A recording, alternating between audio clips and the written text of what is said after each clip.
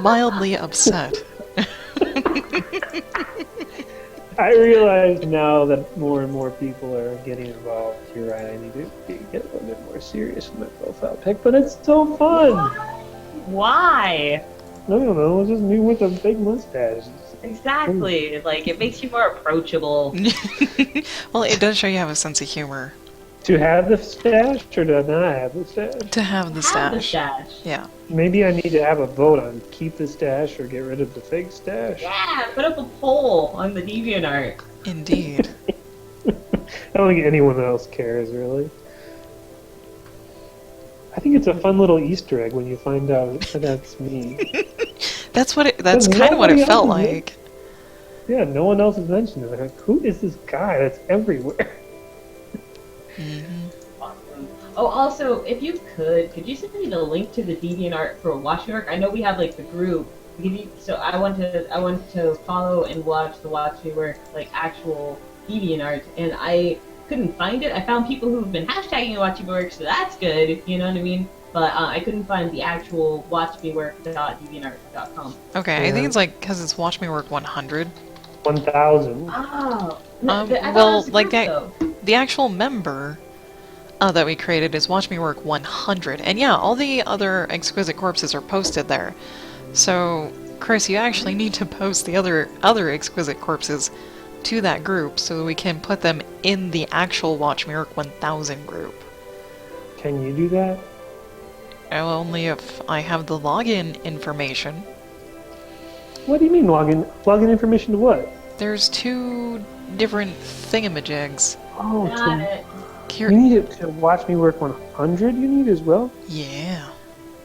If Why you can't wanted her to post it? post it. Oh, you're asking, can we post it as watch me work 100? Yeah, because Right, and then add it to the group. yes.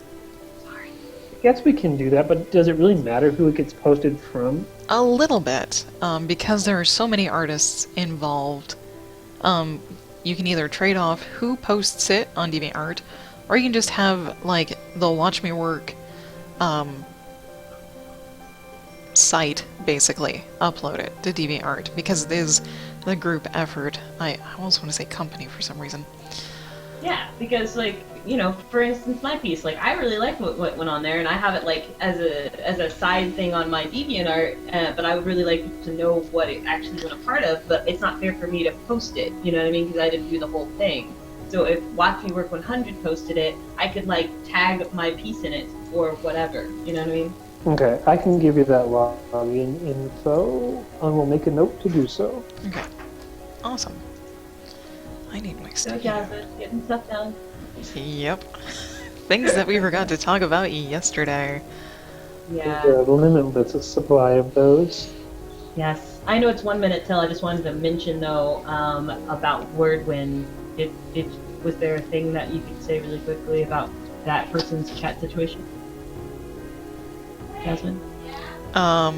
They're having issues? Yeah, I Yeah. couldn't understand what the issue was entirely. It's just they said that their chat wasn't working. Like I've talked to specifically or Word when I thought he said that he was having issues getting a stream started. Oh, is that what? Okay, because I couldn't figure it out. There was a lot Yeah. going on, and I only understood half of the conversation. I just wanted to bring that up.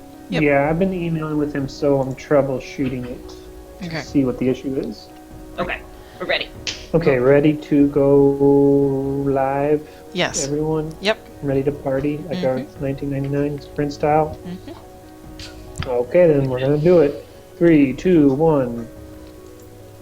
Hello everyone, my name is Jasmo, and this is the Watch Me Work Critique Yes, Show. Or now. Oh noes. Now we're live. Now we're live. Thank you. Chris, thank you. Didn't want to be cut off. Hello everyone again, this is the Watch Me Work Critique Show. I'm Jasmo, and with me is Chris and Bronwyn. Hello. Hiya! There you go. And Chris is the founder of Watch Me Work. Do you have any updates for the site before we get started? I do have a couple updates, although nothing terribly super exciting was pushed this week. But the main update is that we are still getting ready for social media profiles to go live. All of our pushes from last week were successful, including people's ability to delete streams. And actually, most of the stuff that we've been working on have been on the back end, but we do have some cool stuff lined up for the next couple weeks, including revamping our mobile view, which is going to be super exciting because it looks not super great right now. So I'm excited about that. And I just got a new tablet, so I'm excited about that. I'm going to cruise WatchMeWork on my tablet. Yeah, it actually works pretty good on tablets right now, but like if you have a super small phone, like an iPhone 5 like I do, it does not look good. So we actually have a lot of that ready to push. We just have to test it and then push it through. So that's pretty cool. But yeah, that's basically, I would say, the main WatchMeWork update as far as features go for now. All right. Well, thank you. Today we're going to be yeah. Today we're going to be critiquing 3 pieces by the same person, Sideshow, and Sideshow is with us at least in one of the chats. Hello, Sideshow. Thank you. Oh, both the chats. Thank you so much for letting us critique your pieces, and thank you for also being here for the show. Much appreciated. Boy, do we have a lot of things for you. You did give us 3 pieces, so we do get to spend a full 30 minutes on your stuff. But don't worry, 90% of everything will be 100% positive. Yes. Yeah, that's a good way of putting it, yes. 90% of everything will be 100% positive. I like that. Yep. Bronwyn, do you want to start? Yeah. So overall, between the 3 pieces, I really want to congratulate you on your composition. I absolutely adore where everything is placed. As far as how much of the figures you can see, and like the sense of, I can't say the sense of space, but the sense of the figure. We get crowded in some places, but overall, I think you have a really strong vision of composition. Very much so. I agree. I also like the balance of your compositions, other than the edging, where you get really close to the edge. Yeah. So, like for instance, your knife here has what one of my art teachers called end of paper itis, and it is where it begins to warp the closer you get it to the end of the page. That's something that can just be helped out with planning in the beginning stage. Indeed, and to help you do that, you could actually tape off the edges. Just take some masking tape, and you don't have to like measure in a certain number or inches or anything. Just take the width of the masking tape and lay it across all 4 sides, or a gentle tape. Painter's tape also works really, really well, so you don't tear the paper when you pull it up, and that will give you a nice clean border, and then you can mostly draw up to the edge of it. You can even draw onto the tape, and just know that, you know, it will run off the, you know, at the border. You can actually just put the masking tape on your shirt first, and then put it on the edges of the border, and that helps, like, the fuzziness helps it come off really, really easily. And then Omaz said the rule of thirds can you apply? You can when you're working on a whole overall piece, but it's not necessary when you're doing a singular, or like a single picture, unless you want the negative space to be a part of the picture. Just in my opinion. I don't know, Jazz. Sorry, I was reading chat. Yeah, that's what I'm sorry. It's he's asking if the rule of thirds applies, and it always applies. Composition always applies. Yes. But specifically, do you need to keep, you know, the grid in mind when you're doing singular figures like this? No, I don't believe you do. You just need to keep in mind that your picture might come out a little bigger or a little smaller than you originally thought. Yes, indeed. Very true. Sideshow, you already actually kind of do have the rule of thirds, at least on these 2 pieces, the purple hair, you know, your muse and your angel, and let me check. Yeah, about on this guy too as well. There's pretty good balance, and I think that's why your compositions feel so nice. Mm-hmm. Yeah, I agree. I also want to congratulate you on the bright colors. I know Jasmine's going to have some like finer techniques and details to tell you about the colors, but I'm not a colorer, so I love bright colors. When I look at your pieces, they really stand out. I love the accents with the gold metallic pin. And yeah, so for me, I feel like the colors are 80% of the way there. And that's about true, actually. The colors are about 80% there. They are really close in the angel piece. Really close. Still need a little bit of fine-tuning. Alright, so do you want to go into the drawing bit or the color bit? Are we, just a quick question, are we going to do one picture at a time? Because I already started the timer for the first picture, but then we started jumping around. That's okay. You can keep the timer for the first piece. Yeah. Okie dokie. Yeah, well, we're gonna do it organic, I think. Yeah, it's gonna be a little more organic since it's all the same person. Okay. Yeah, we don't want to say the same thing, because he's consistent. Sideshow, you are consistent, so we can pull out the same things in every piece because you are a consistent artist. That's actually something that we put in or I put in my notes, is that you commit to the piece all the way to the end. And I think that's really one of the reasons why your pieces are very successful.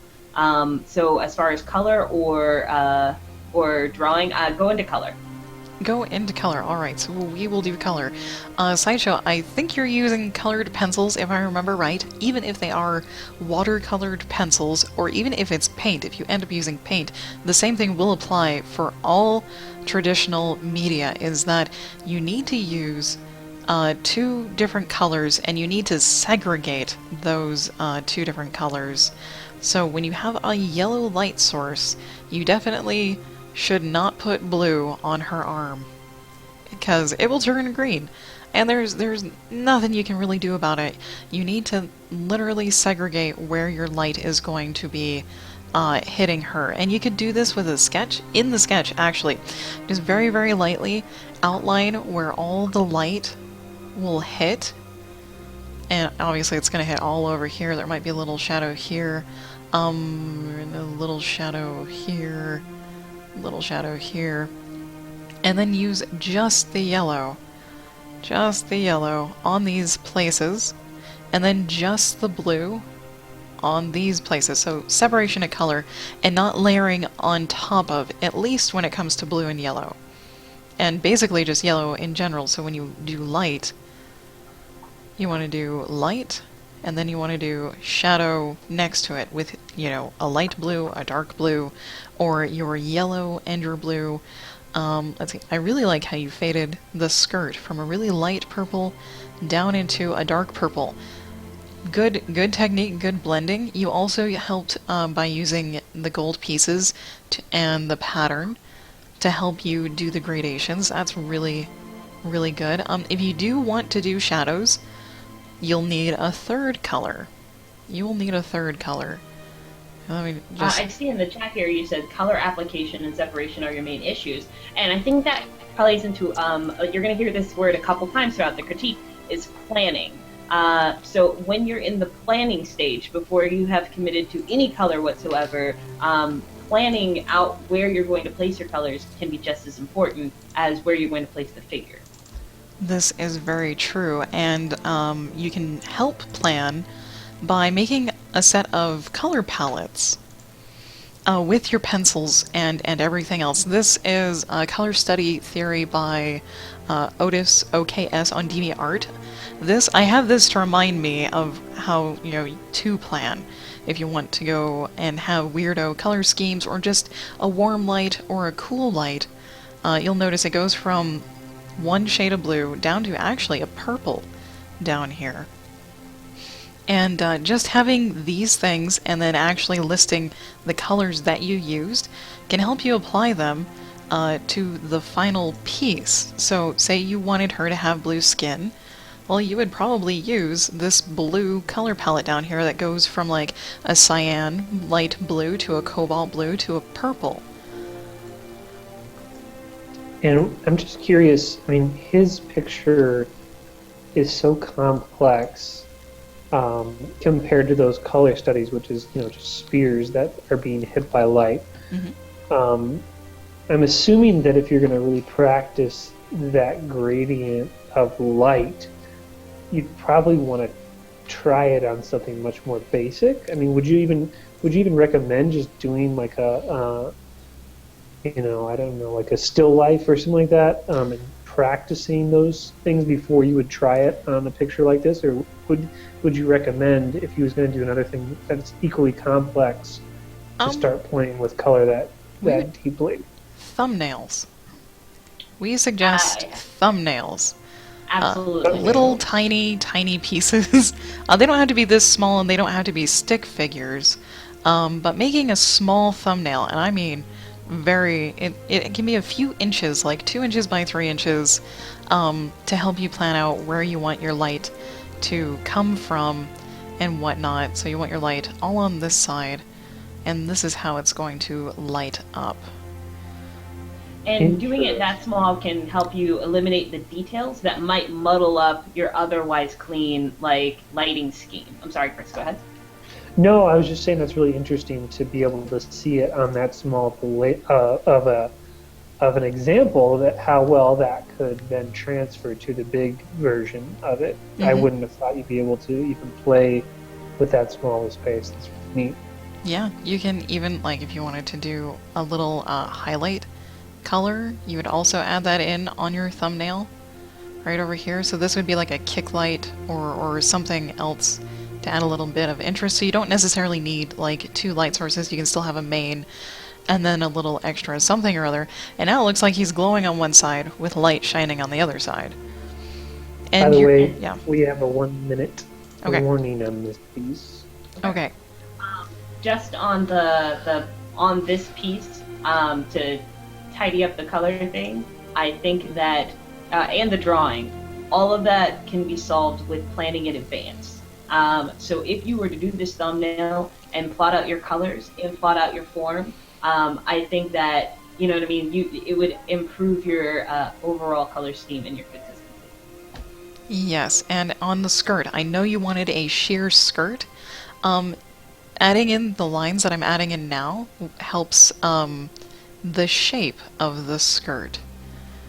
Right here, to tell you that there is a skirt laying over her legs, and then I would shade. You chose a really complicated thing here, this purple skirt over blue skin. You would still need to add in some shadow here, and here on her legs. And actually, before we hop over, I made a 3D reference to show you a little bit. It's not exactly like the pose you did, but I have Daz 3D. It's a free 3D program. It comes with generic models, and this is what I came up with in terms of, like, hands and whatnot, for a visual aid if you want to remake this. Okay. And I can send this to you after the critique show. Next. We can spend a little bit more time on that scene. We did not get to it, and it might be really important to him to see. Or we can use a bit of the other.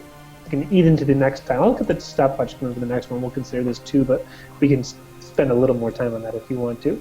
It sort of looks like something from the Human Centipede. Just a little bit, yeah.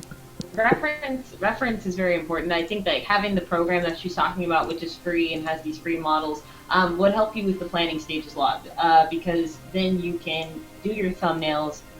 You generally know what positions you're going to do, not because you sketch them, but because you position them. And then, you can kind of go from there. Indeed. And if I was nice, I would have cleaned up some of this so it wouldn't be so done creepy. That's cool. Yeah, we were kind of pressed for time, and I thought I was really inspired that you did it, though. So I don't think cool. that show minds. Yeah, okay, we'll leave it in there. And I'm going to touch on just the color a little bit more. You can shade all in one color, and you can choose a dark blue, a dark purple, and use it throughout the entire piece, and it will make it feel that much more cohesive. And I have an example. It's a little risque, but This is a piece I posted today on DeviantArt, to where I used only blue shadows, no other shadows. I did not use a skin tone shadow. I did not use a hair tone shadow. I didn't even use a darker red. It's all blue, even in her hair, and it brings the whole piece together. And if you use a little bit of yellow for the highlight, or the final highlight, at least on the really light parts, it makes things pop and seem really round and like they have volume. Okay. Great. Good example. So, yeah. Next piece? Sure. Coolio. Another thing that I want to point out is that if anything else, you are consistent. When you've made a decision, you commit to it. So a lot of the things that Jasmine said about color, I think, can be true also for this piece. There. Sorry, I hit the play button. No, you're fine. I did want you to, like, if you wanted to say what you told me about the lights of the face, because I feel like the form and the way the highlights hit is the most correctly placed in this piece. Yes. And just your hints about technique. Yeah. Compared to the red guy here, you do have a very nice. You did follow the shape very, very nicely. The only thing is, don't put yellow on top of blue. Oh, I see that. And even if the light is coming this way, there would still be a little bit of shadow underneath each of these rolls and his face. At least a little bit. Where's it really dark? I'm trying to find a really dark blue in here. And that's the other thing, is contrast. There we go. The contrast. You've got pretty decent contrast, actually. If you zoom out on this, the green doesn't really show so much through. Even though the lamp looks green, you can tell that there is a light source on the face, and that there's a light source on the clothes. These folds are actually some of your best at the time that you made this. I haven't seen your most recent works, so I will say at the time that you made this is probably some of the best folds that you've done. So do you want me to grab it? Sure. I don't know. I do not want to cut you off, because there's some great things that you were telling me about the colors and the techniques. Actually, could you actually jump over to the red guy and tell him about the actual technique of application? Sort of. I'm trying to remember what I said yesterday, because So you were telling me, for instance, about altering his space and how he was working on the piece that could help remove some of the heavy-handedness. So, for instance, you have a drafting table, from what I'm to understand. If you were to tilt the drafting table a little higher, it would remove if you could draw a little reference, it'd be cool. If you could actually tilt it to where you cannot rest your body weight on your pencil, it would help lighten up your colors and how heavy you're putting things on quite a bit. Because I don't know about you, I think I've only watched a couple minutes of your stream. I will try to rectify that, I'm sorry. But you do the same thing I do, which is the longer you work on something, the closer you get to it. And if the piece is vertical to you almost, you can apply a lot less shoulder into it. Even though drawing from the shoulder is a great thing, coloring from the shoulder is not such a great thing. I had no idea that was even something that artists learned. But it makes perfect sense. Yeah, you're taught to draw from the shoulder. You don't draw from the wrist or even the elbow, because it limits you. And it also puts, more pressure on the pencil or thing that you were sketching with. So the more vertical... I've been doing it wrong the whole time. Yeah. the more vertical you can be, the better. Yeah. Okay. They pretty much force you to do just that for about a year and a half of art before they allow you to draw anything else. They kind of make you just stand up and draw from life. So Sideshow says, I'm very heavy-handed still. Is there any exercises that he could do? BZMax says, drawing from your wrist also causes wrist problems. That's good to know. Yep. Is there any practices other than maybe he doesn't have that drawing table, or is there practices that he can do to stop drawing from the wrist? Yes. And you're gonna hate me for saying so, but putting something like making yourself some kind of rig, like in a best case scenario, you would get some kind of like an easel, and you would literally take that vine charcoal I know you've got tucked away somewhere and draw circles and try to make them increasingly lighter. So Jasmine, like, do you know what I'm talking about? The circle, like the circle exercise and the line exercise. Okay, so if you want to switch over to my screen, I can show you like super duper quick. Okay. Make sure you share your screen before I pop you over here. Oh my, you caught me. Okay. I already switched you over, so. Okay. Okay, black screen to not black screen. Excellent. So literally, just you're gonna start out doing stuff like this, and you need to start doing this. You don't even have to like do a complete circle, but just drawing circles and then basing your next circle on your previous circle. What I mean by that is, so maybe your circle came out oval.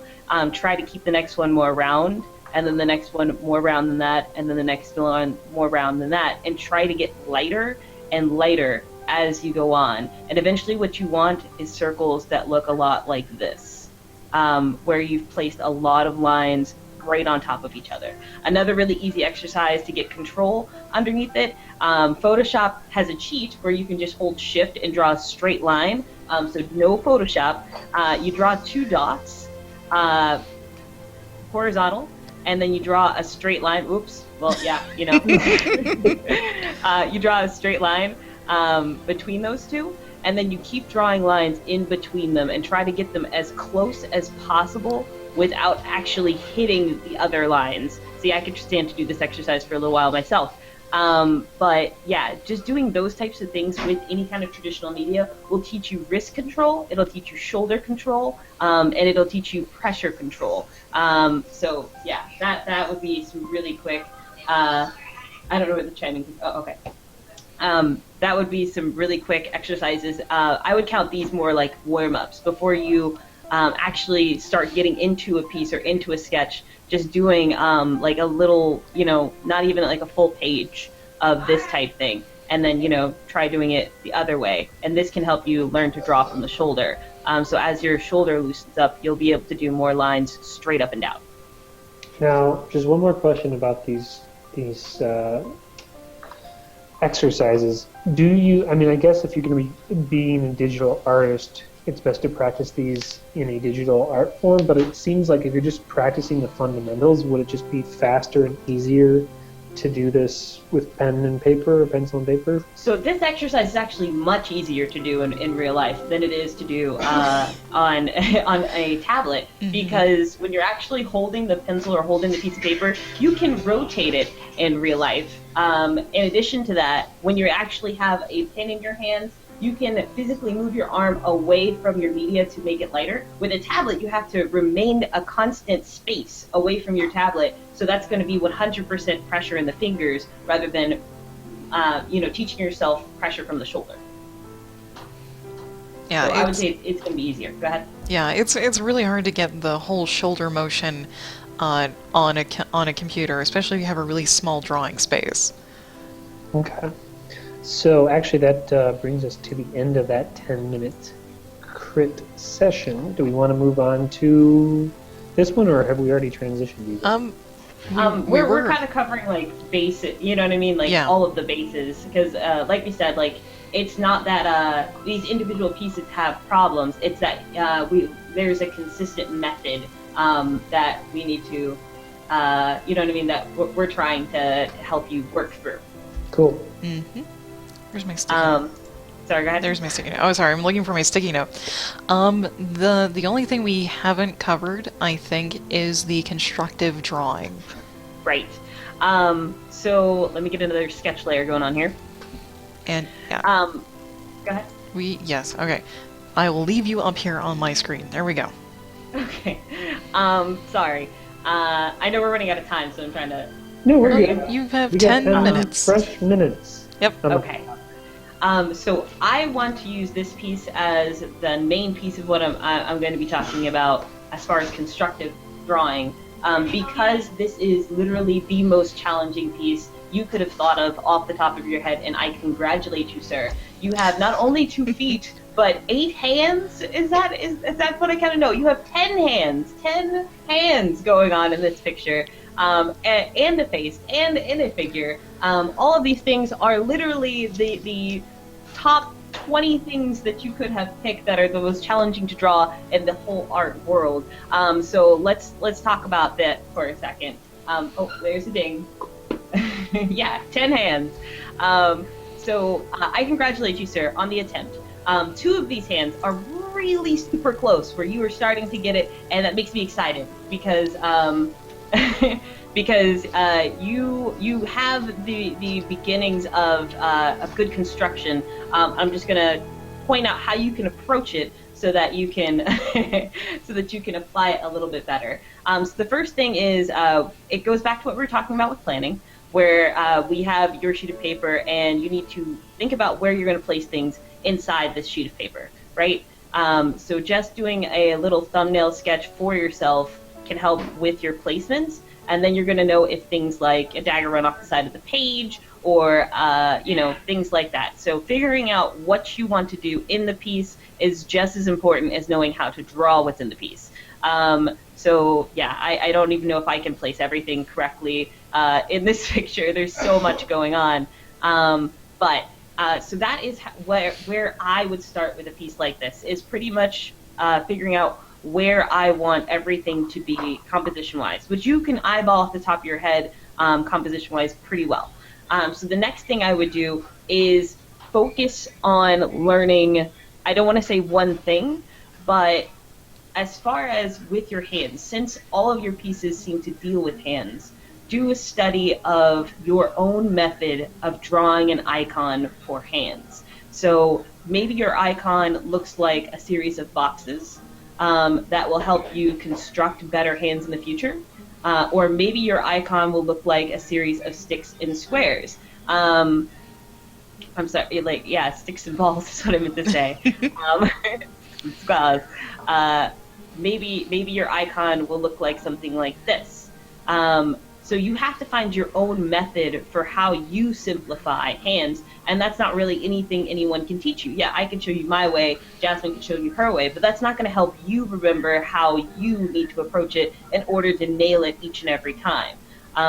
So I would spend more time before committing to pieces like this, studying how you want to simplify things, and then working inward. So if we had, these 2 as your basic construction, you can then work on carving, which is going to be you sort of putting form on top of these things. Or you can work on lightly sketching on top of these things and then getting slightly more darker and slightly more darker and slightly more darker. Both of those are super legitimate ways to approaching things.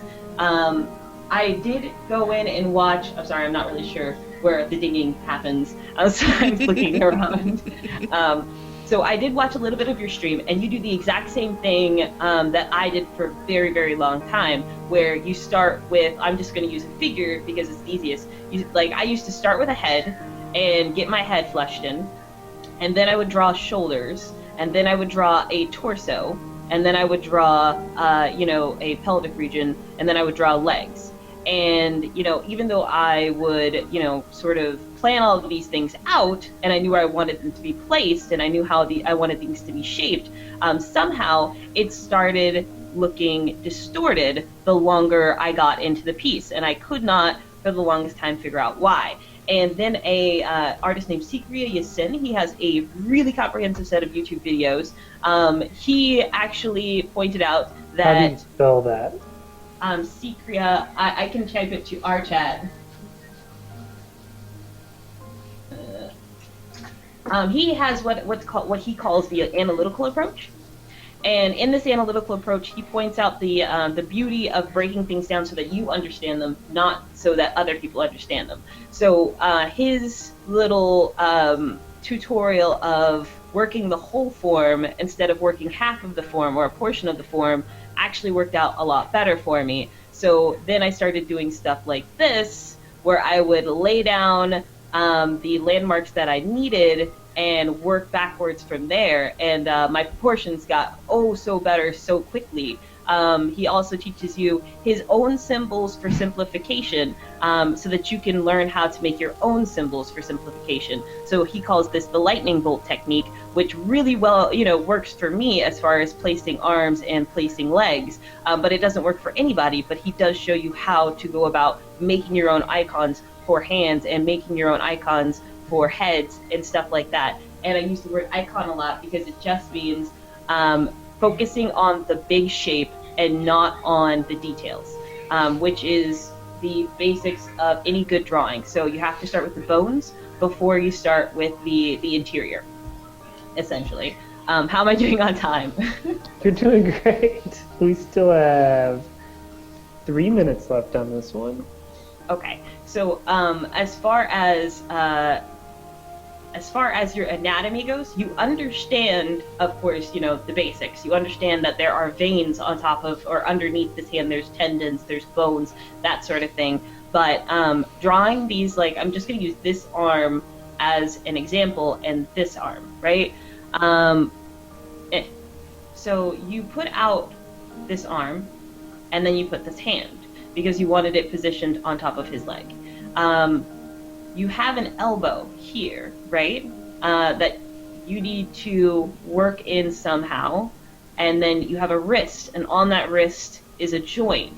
Now, the hand can bend in some pretty surprising ways, but the way you get that bend is in the fingers, not necessarily in the wrist. And then you can kind of work backward. Okay, well, that's too much of a right angle. The elbow has to be here, so I'm going to have to raise up the arm here and go back this way. And so you've already got the beginnings of a better hand position just by doing a stick figure. And then you can go in and use your own symbols for where you place musculature and stuff like that, and you start getting a much more accurate picture. Then you can go in and say, okay, well, I want them to be absolutely freaking ripped, so I'm going to add in some some awesome deltoids and some excellent biceps, and we're going to pop his traps out so like you can punch Popeye, one shot, one kill.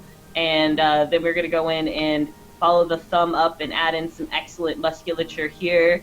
And this is where anatomy takes place, where knowing where things connect can help you even in a super simplistic version of your own drawing. So, yeah, and your icons will help you with that. And then with this hand, what I mean by you have the beginnings and I can see it. I don't know who Andrew Loomis is, but he sounds cool. These fingers are the most dynamic I've seen that you've drawn so far. I like that you have the beginnings of knowing where to place the palm structure, because that shows that you were thinking of the overall form when you drew it. But you approached it something like this from the way your drawing is kind of ending up. Like, from what it looks like for me, you kind of drew it from the outside, and then you went in, which isn't the wrong way to do it because everyone draws differently. A way that you can get more accurate is by drawing from the inside out, and then going in and putting in all of your lovely details on top of that. And that way you can... Sorry, go ahead. Quick FYI, that Omaz says the reference to Andrew Loomis is, I just started learning all sorts of drawing techniques from Andrew Loomis. There's some very detailed PDFs online, and I didn't know who he was either, but it looks like he is a kind of an expert in figure drawing, so worth taking a look at. Absolutely. More reference, the better. I have 14 gigs of pictures that I draw from when I'm doing hands and feet. Jasmine, I know I showed you my studies on hands and feet, and I look up yoga poses all the time. I look up other people, the way other artists have drawn hands and feet all of the time, so that I can see solutions to things that I wouldn't normally see. For instance, the way I draw a finger, I didn't come up with this symbol. I stole this from X-Men Evolution, because they posted, I'll be honest, they posted... Oh, that's so secret. Huh? They posted a very comprehensive how to draw like X-Men Evolution, and their stuff is kind of like this, where they teach you to draw a box and then draw a fatter tapered box on top of it for male fingers, and then a sort of tapered thumb for the first finger of most lady fingers. I know it looks really disjointed, but trust me, when you apply 4 or 5 of these guys on a nice looking palm, they start looking pretty good. So yeah, stealing from other artists is okay. And it's making and observations. Yeah. Yes. So yeah, that's what I got on the drawing portion. Also, if you want to sit down together and collab and draw together and work through a piece together, I am totally down for that. I just wanted to throw that out there. Super cool. And that actually wraps us up at 10 minutes on that one as well. Awesome. And same for Colors Sideshow. If you would like to have either a sit-in or something when you try out colors or test out colors, let me know. Morbid and I are both fairly available because we have no lives. Aha! Other than streaming. Streaming is fun. Let everyone know the days and times that you guys typically stream on WatchMeWork. I stream Tuesday through Fridays. What is it?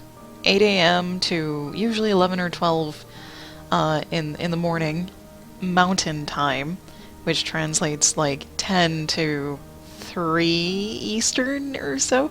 I don't know. No, that's way too long. I start at 10 a.m. Eastern. There you go. So I start at 5 o'clock in the morning and I end at 8, but I usually do a second stream between 10 and 1. And I just noticed the Sideshow, you said you've been practicing hands for 2 weeks. Sir, I have been practicing hands for 15 years. I still don't get it right all the time. And I just want to say that, practicing for 2 weeks is awesome, and doing these types of pieces is going to get you mileage, but you'll never stop learning. 10,000 hours, that's a supposedly good model. Absolutely. Yes, and as most of you guys know, I am not an artist, a visual artist, but I've spent probably 20 to 30,000 hours editing videos, so I know the trials of trying to become an expert. Yeah, I am not an expert. Somebody in the chat just called me a teacher, and I just felt super flattered right there. Like, I just broke out in a sweat. I was what? Yeah, if you guys want to put your links to your DeviantArts and maybe even your WatchMeWork accounts in the chat, people can get access to those, which would be cool. Yep. All right, cool. Is there anything else that you guys want to touch on, or anyone from the chat want to say any final words? Other than Sideshow, we're available. We can work out something if you'd like. Where's the chat? Sorry, yeah, I had my pen in my mouth while I was chatting. Yes. Sideshow, you have a good eye, and and a very clear mental vision. That was just the little cherry I wanted to put on top of this critique. Regardless of anything else, you have a very clear mental vision of where you want these pieces to go, and you execute it very well with your capabilities. I just have to congratulate you on that, because until I was 100% confident in 90% of what I was doing, I wouldn't even try a piece like this. My first colored pieces were only done a couple of months ago because I wasn't confident. So I salute you, sir. Cool. Super cool. Well, if people want to submit their artwork to have it critiqued, how should they do that? If anyone else would like their work critiqued, you can send it into jasmine@watchmework.com. I will put this up here on the thingy.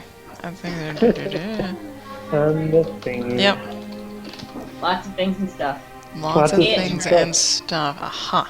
There we go. Okay, I'm sorry. Cool. Then, if that's it, we will wrap this art crit up, and thank you guys for stopping by. And if you guys are listening to this as the podcast, episode 1, thank you for finding it and tuning in. And we will be back every Wednesday at 3 Central for more art crits. So come back and see us again. Yep, and I'd like to thank everyone else for watching on Twitch and Watch Me Work. We really appreciate it.